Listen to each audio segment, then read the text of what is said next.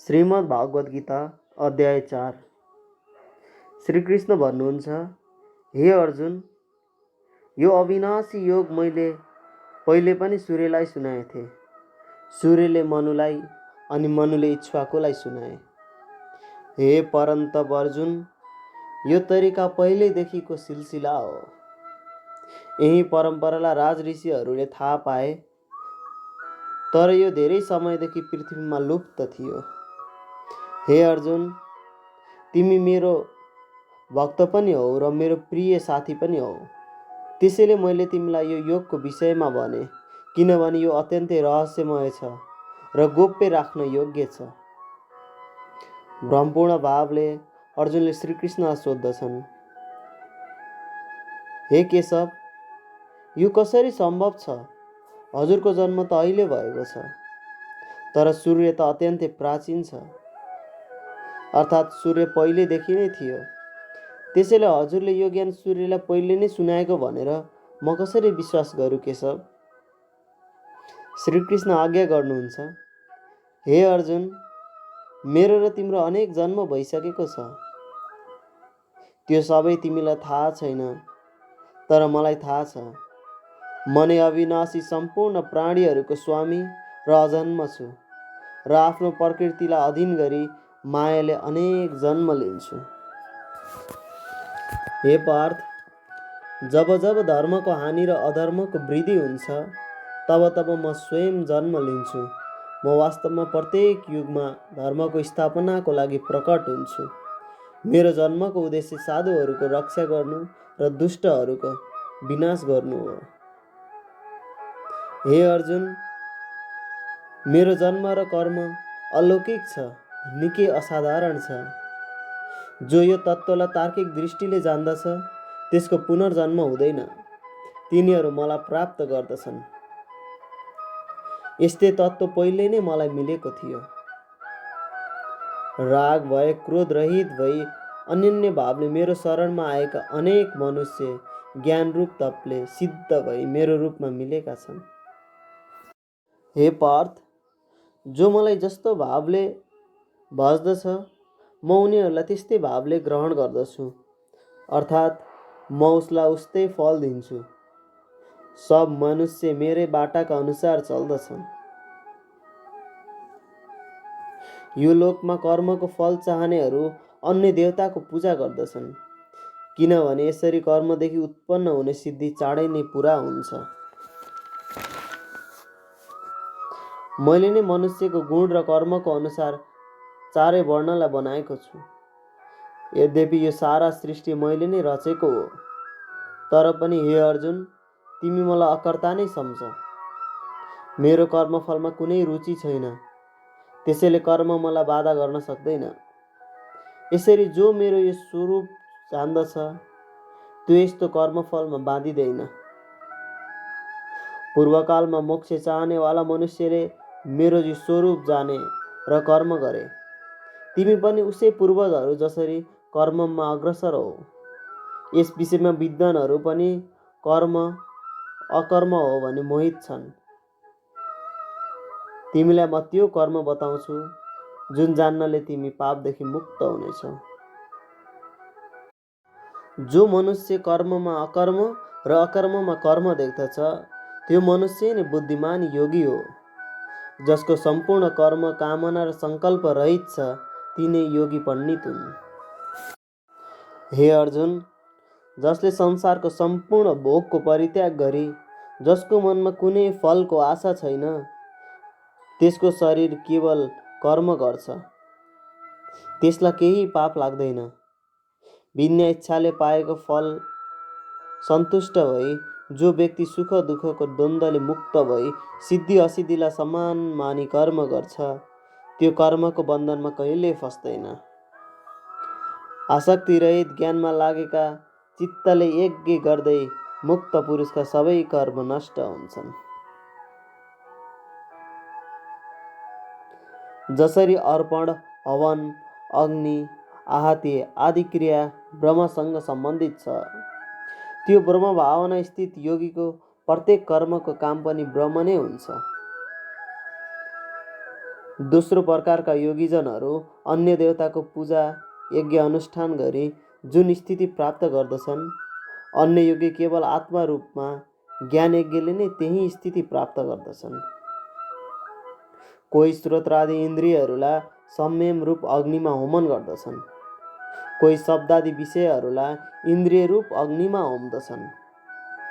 कोही योगी सम्पूर्ण इन्द्रियहरूका कर्महरू तथा प्राणका कर्मलाई ज्ञानले बलेको आत्मा संयम रूप अग्निमा होम्दछन्। प्राण, अपान, व्यान, समान र उदान गरी प्राणको 5 प्रकार छन्। यिनै प्राणमा योगी एक प्राणलाई अर्को प्राणसँग जोडेर आफ्नो इच्छा पूरा गर्दछन्। यो एक प्रकारको यज्ञ हो। यही सम्झाएर कृष्ण भन्दछन्, कोही योगीजन अपान वायुमा प्राणवायुको हवन गर्दछन्, कोही योगी प्राणवायुमा अपान वायुको हवन गर्दछन्। कुनै योगीजन अपानको र प्राणायामको गति रोकेर प्राणायाममा नै यज्ञ पूरा गर्दछन्। आफ्ना कठिन नियममा रहेका योगीहरू कोही द्रव्य यज्ञ, कोही तप यज्ञ, कोही योग यज्ञ, कोही स्वाध्याय यज्ञ, कोही ज्ञान यज्ञ गर्दछन्। कोही आहारलाई नियमित गरेर प्राणमा प्राणकै होम गर्दछन्। यज्ञद्वारा पाप नाश भएका यी सबै नै यज्ञलाई बुझ्दछन्। हे अर्जुन, यज्ञबाट बचेको अमृतको भोग गर्ने योगी सनातन ब्रह्म प्राप्त गर्छन् र यज्ञ नगर्नेको त यो लोकमा त के, कुनै लोकमा पनि सुख भोग गर्ने छैनन्। यस्ता प्रकारका यज्ञहरू वेदमा वर्णन गरिएको छ। ती सबैको उत्पत्ति कर्मदेखि छ, जो जान्नाले तिमी मुक्त हुनेछौ। हे अर्जुन, द्रव्य यज्ञबाट सम्पन्न हुने यज्ञभन्दा ज्ञानबाट सम्पन्न हुने यज्ञ सर्वश्रेष्ठ छ। हे पार्थ, सम्पूर्ण यावत कर्म ज्ञानमा समाप्त हुन्छन्। हे अर्जुन, प्रणाम गरी प्रश्न सोधेर सेवा गरेर यो परम श्रेष्ठ ज्ञानलाई जानिराख। यस्तो गर्नाले ज्ञानीजनहरू तिमीलाई यो सर्वश्रेष्ठ ज्ञानको उपदेश दिन्छन्। हे अर्जुन, यो ज्ञान जानेर फेरि यस्तो मोह हुने छैन, जुन ज्ञानले सम्पूर्ण प्राणीहरूलाई आफ्नो आत्मामा र वशमा देख्नेछौ।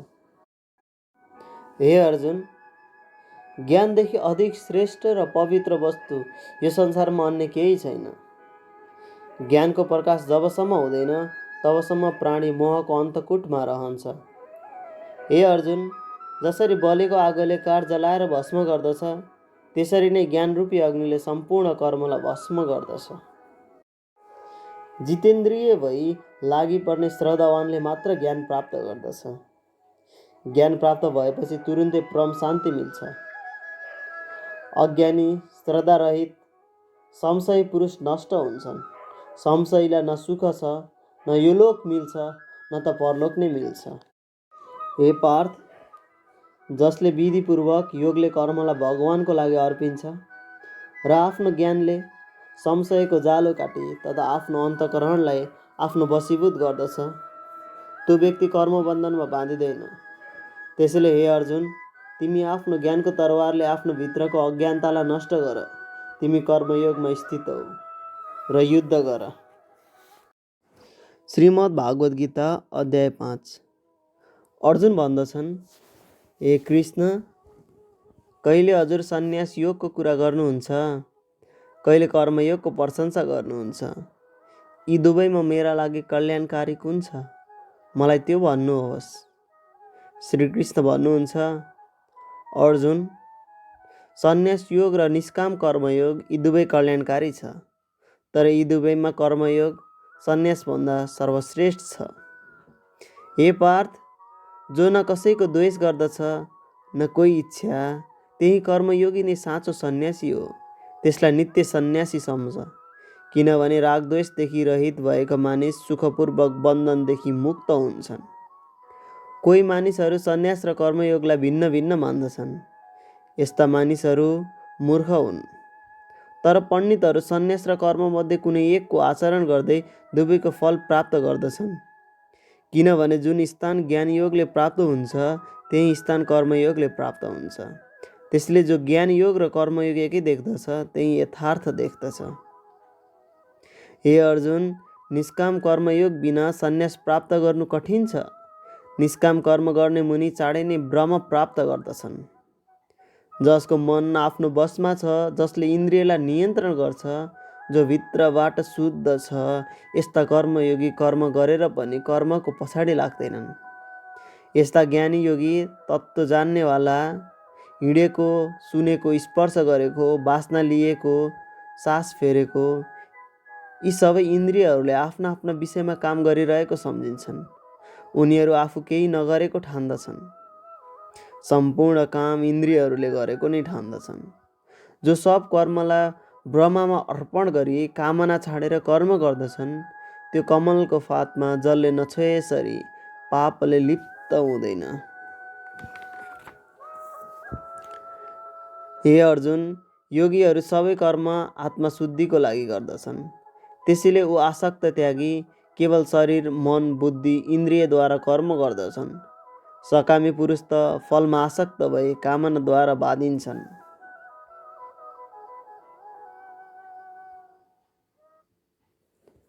हाम्रो शरीर एक घर हो जसलाई 9 द्वारवाला मानिन्छ।